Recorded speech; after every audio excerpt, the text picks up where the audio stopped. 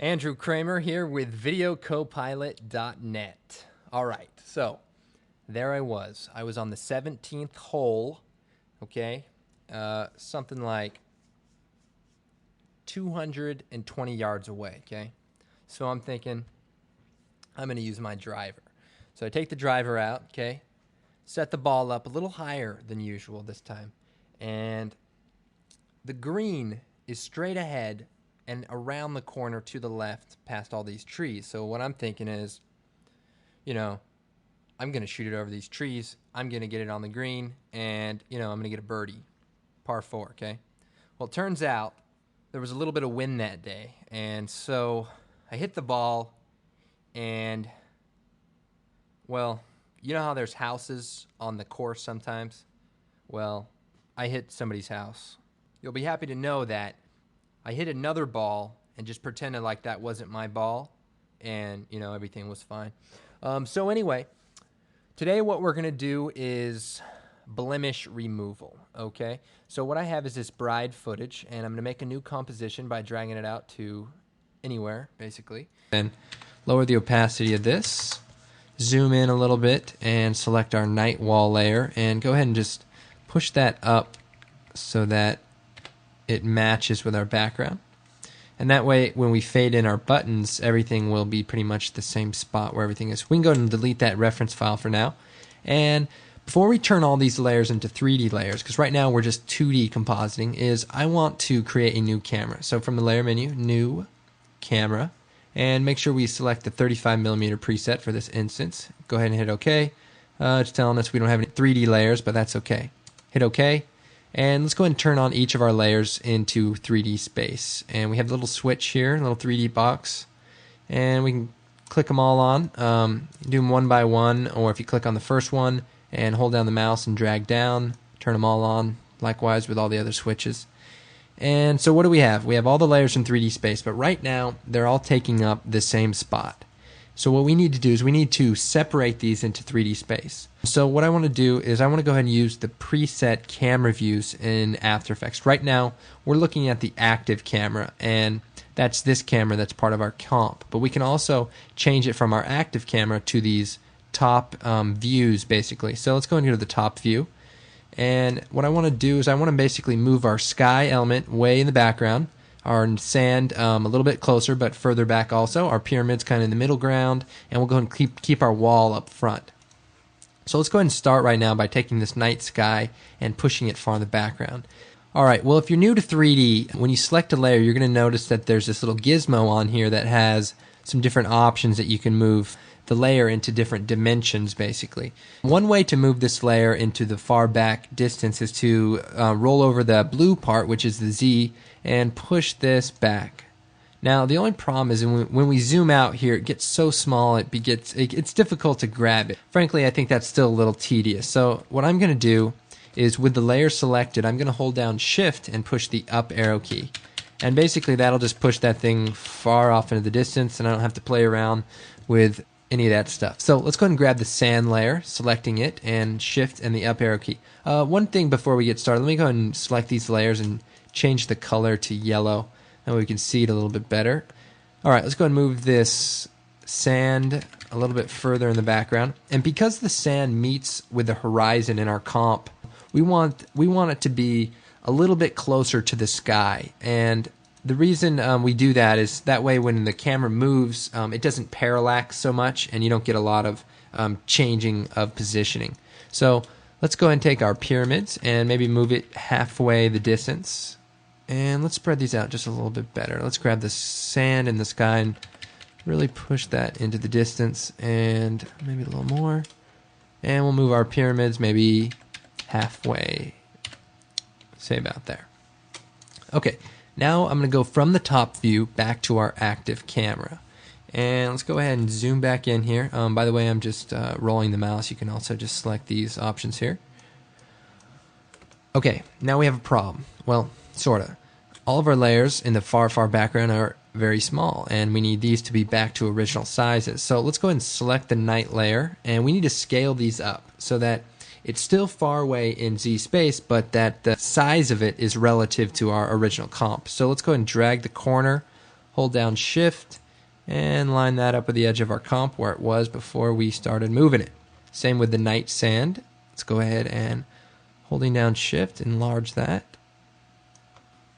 And the night pyramid, let's go and move that forward some. Okay, very good. Now you'll notice that all of our layers in 3D space, if we take this orbit camera tool, we'll notice that everything is spread across 3D space.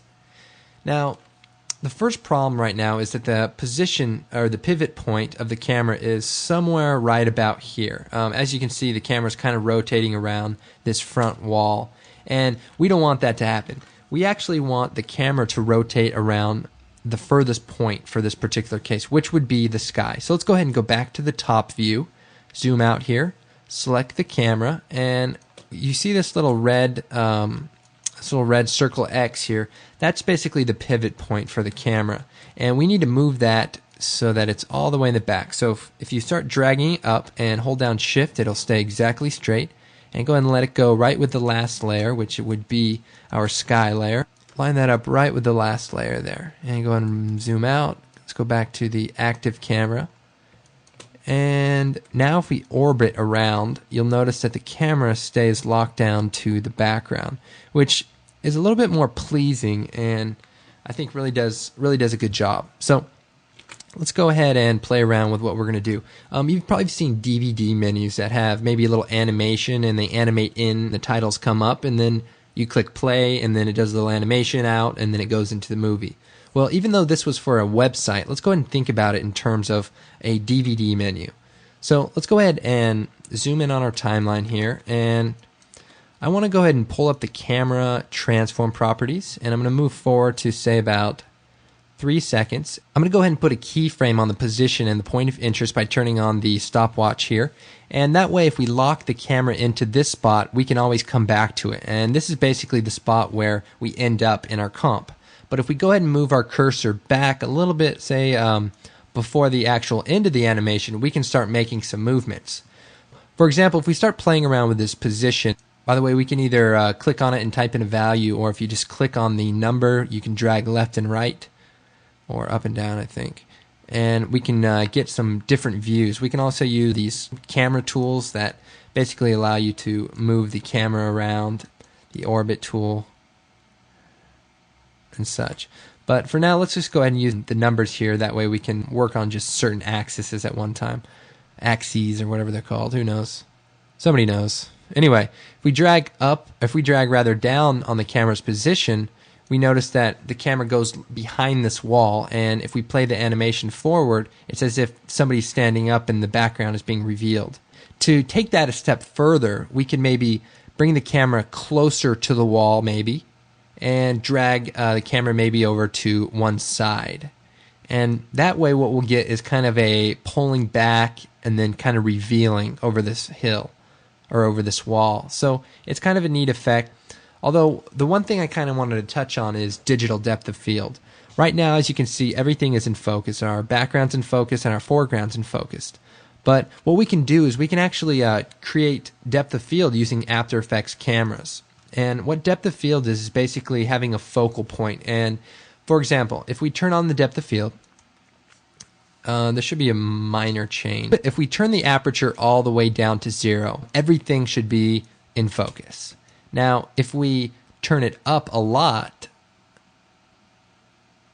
that basically simulating a camera's aperture opening up very, very wide, you'll notice that we have a very shallow depth of field. And so if we move that around to the focal point of the wall, you'll notice that it's in focus.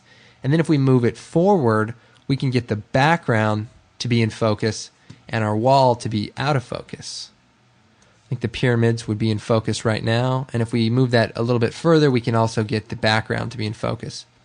But what I want to do is I want to focus on just the wall. So let's go ahead and move the transform. Let's move the keyframe up to our first keyframe, and let's go ahead and make the distance of the focus to say about 400. And our wall, let's see. Our wall should be in focus about right here, and you'll notice the background is out of focus. Let's turn the aperture down to maybe about 60. Maybe 150. Okay, yeah, that looks pretty good. Now, like I showed you before, if we turn the aperture all the way down to 0, everything will be in focus. So instead of playing around with the blur level or anything else, let's just go ahead and play with the aperture. So let's set the keyframe for the aperture, and let's go ahead and move forward to right before the end of our animation, and let's turn the aperture all the way down to 0, meaning everything will be in focus. So now if we play this animation, and let's go and preview that with the 0 key. Okay, that's just about done rendering. So let's go ahead and hit the 0 key again to play it. And as you can see, the focus kind of pulls away from the one spot and actually puts everything into focus. So it's kind of a neat effect. And then what you would probably do is animate on these titles. So just at the end of this, let's go ahead and bring these titles up and fade them in. I'm going to turn on the stopwatch there for the opacity, turn it down to 0, forward 10 frames, 100. Okay, so it ends and the titles come up, right? Very nice, very nice. Now the other thing we want to do is once the animation is done and somebody clicks on, say, play or whatever it is, it animates out. And so let's go ahead and play around with that. Let's move forward a little bit here, and let's go ahead and fade these titles out so that the titles fade out and then the animation occurs. So let's go ahead and put a keyframe on the position of our camera and move forward a couple of seconds.